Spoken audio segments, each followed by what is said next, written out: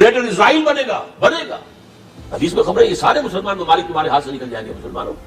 یہ عراق اور اردن اور یہ اور وہ یہاں تک کہ ترکی, سعودی عرب کا بھی شمالی حصہ نکل جائے گا. البتہ مدینے کا جو ان کا پروگرام ہے اس کو اللہ نہیں پورا ہونے دے گا. مدینے میں داخلے کی ان کو اجازت نہیں ملے گی. یہ وقت بھی آنے والا ہے تو حضور فرماتے ہیں اتنی بڑی جنگ ہوگی, اتنی خونریزی ہوگی, یہ پوری زمین اٹ جائے گی لاشوں سے. اربوں پر عذاب یہودیوں کے ہاتھوں, اس لیے ان کو بچایا گیا. اور آج ہماری نظر میں آ رہا ہے وہ ملعون اور مغضوب علیہم قوم ان کے سینے کے اندر خنجر کی طرح ہوتی گئی ہے.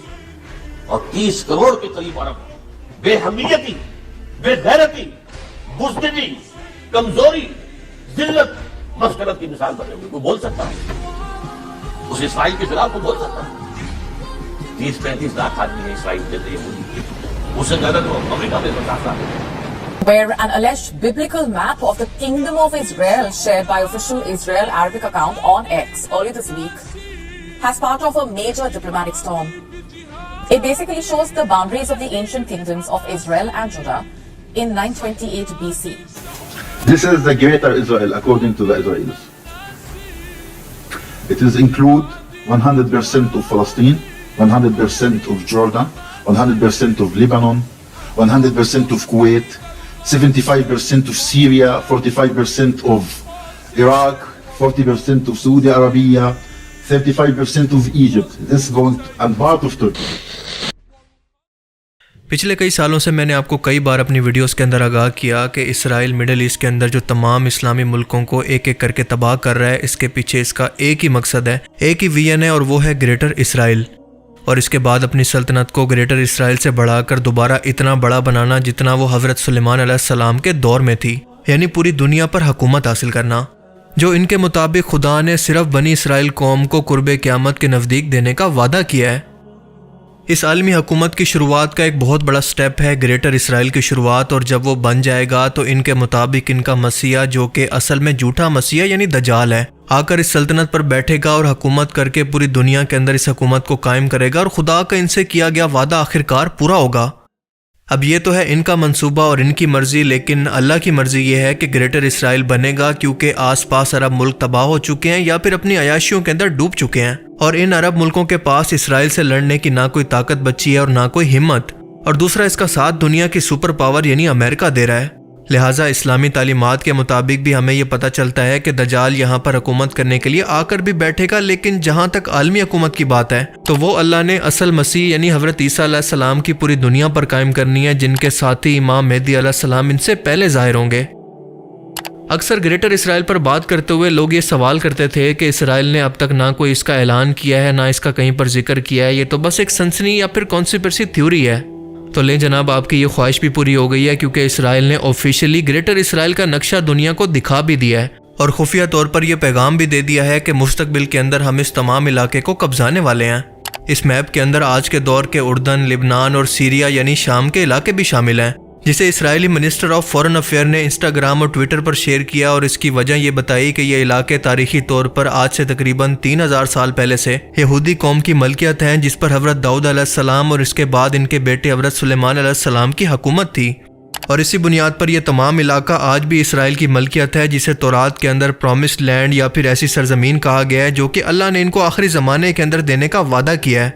اسی لیے آج بھی ان علاقوں پر انہی لوگوں کا حق ہے جو کہ مصر کے دریائے نیل سے عراق کے دریائے فرات کی سرزمین تک شامل ہے, جس میں گریٹر اسرائیل کے تمام ملک شامل ہیں.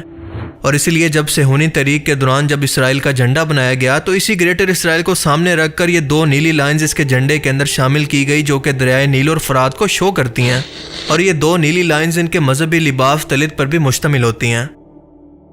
گریٹر اسرائیل کے پورے نقشے کی بات کریں تو مکمل فلسطین, اردن, جنوبی لبنان, شام کے کچھ علاقے, عراق کے مغربی علاقے, مصر کا سینا کا علاقہ اور کئی ترکی کے حصے بھی اس کے اندر شامل ہیں. اور ان تمام علاقوں کو حاصل کرنے کے پیچھے ان کی لاجک وہی ہے جس کی بنیاد پر انہوں نے پہلے فلسطین پر اور اس کے بعد شام کے اندر گولان ہائٹس پر بھی قبضہ کر لیا ہے. آپ ذرا غور کریں کہ اسرائیلی آفیشلز کی طرف سے شیئر کیا گیا یہ نقشہ اوریجنل گریٹر اسرائیل کے نقشے سے اس لیے الگ ہے کیونکہ اصل نقشے کے اندر سعودی عربیہ سمیت عراق اور شام کا علاقہ نقشے سے تھوڑا الگ ہے, لیکن باقی مسلم ملک یعنی سعودی عربیہ اور مصر کو اس لیے اس نقشے کے اندر نہیں دکھایا گیا تاکہ عالمی دنیا کی سفارتی سپورٹ اور خصوصاً عرب ملکوں یعنی سعودی عربیہ, UAE اور قطر جیسے ملکوں کی سپورٹ ختم نہ ہو جائے. لیکن ان تینوں ملکوں نے اس نقشے کو ریجیکٹ کر کے اس پر غصے کا اظہار کیا اور اس کی باقاعدہ طور پر مذمت کی ہے اور کہا ہے کہ یہ کسی ملک کی خود مختاری کی خلاف ورزی ہے اور ایسی حرکتیں خطے میں امن کے لیے بہت بڑا خطرہ ہیں. عالمی برادری خود اس پر کوئی ایکشن بھی لے. حالانکہ آفیشیلی طور پر اس نقشے کے جاری ہونے کے بعد عرب ملکوں کو اب یہ سمجھ جانا چاہیے تھا کہ اگر وہ اب بھی ایک نہیں ہوتے تو فلسطین، شام، عراق اور لیبیا کے بعد ان کی باری بھی بس آنے والی ہے. اسرائیلی آفیشلز کی طرف سے جاری کیا گیا یہ نقشہ اس دور کو دکھا رہا ہے جب حضرت سلیمان علیہ السلام کی وفات کے بعد ان کی سلطنت دو حصوں کے اندر تقسیم ہو گئی. ایک کا نام تھا یہودا اور دوسرے کا نام تھا اسرائیل. یہودا ریاست بعد میں اسرائیل کے اندر ہی ضم ہو گئی تھی. اور میں آپ کو بتاتا چلوں کہ یہ سب کچھ ایک دم نہیں ہوا، بلکہ اپنی ویڈیوز کے اندر میں آپ کو بار بار اس سے پہلے آگاہ کرتا رہا کہ مثال کے طور پر فرانس کے اندر مارچ 2023 میں اسرائیلی فنانس منسٹر نے گریٹر اسرائیل کے نقشے والے ڈائش پر آ کر تقریر کی تھی اور پوری دنیا کو اپنے مستقبل کے ارادے بتا دیے تھے.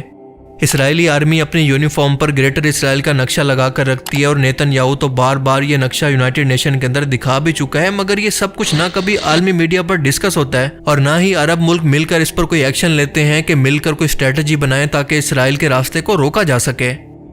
اور جب آگ لگتی ہے تو یہ ہمسایوں تک بھی پہنچنے میں دیر نہیں کرتی. اور بالکل اسی طرح سے اسرائیل کی لگائی گئی یہ آگ عرب خطے کے اندر پھیلتے پھیلتے باقی عرب ملکوں کو بھی اپنی لپیٹ میں لیتی جا رہی ہے. اور یہ صرف اس لیے آس پاس کے تمام عرب ملکوں کو جو کہ گریٹر اسرائیل کے اندر شامل ہیں قبضانا چاہتے ہیں کہ اللہ نے بائبل کے اندر اس زمین کو ہمیں دینے کا وعدہ کیا تھا. اور آپ جانتے ہیں کہ اسرائیل نے اسی بنیاد پر، اسی بیس پر اسرائیلی ریاست کا قیام کیا تھا، جس پر علامہ اقبال نے جواب دیا تھا کہ اگر اسی بنیاد پر یہود کا فلسطین پر حق ہے تو قانوناً مسلمانوں کو بھی آج اسپین ملک واپس لے لینا چاہیے جہاں پر 500 سال تک ان کی حکومت رہی. اور اسی لاجک کے مطابق آج آسٹریلیا اور امریکہ کو چھوڑ کر ان تمام لوگوں کو واپس یورپ چلے جانا چاہیے جو یہاں پر آباد ہیں، کیونکہ یہ سب لوگ یورپ سے آ کر یہاں پر آباد ہوئے تھے. کیونکہ مڈل ایسٹ کے اندر ان جنگی حالات اور بد امنی کے حالات کے اندر یہ نقشہ شیئر کرنے کا مقصد سیدھا ان ملکوں کے اندر بے چینی اور انتشار پھیلا کر ان باقی ملکوں کو خود پر حملے کے لیے اکسانا ہے. سیم اسی طرح سے جیسے فلسطین کے اندر حماس کو اکسایا گیا اور اس کے بعد مظلوم بن کر پورے فلسطین پر قبضہ کر لیا گیا.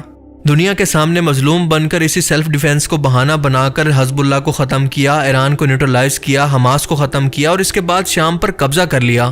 ایون کہ لبنان کی سرحدوں پر قبضہ کرنے کے بعد اب وہ کھلم کھلا یہ بتا رہا ہے کہ گریٹر اسرائیل بنانے تک اب وہ رکنے والا نہیں ہے. اور اسی وجہ سے حالیہ ٹائم کے اندر اس نے چن کر شام کی ملٹری اور ایئر فورس کے ٹھکانوں کو اسی لیے تباہ کیا تاکہ یہ کبھی بھی اسرائیل کے خلاف بغاوت نہ کر سکیں، اور شام کا علاقہ بھی عراق جیسا کر دیا گیا ہے.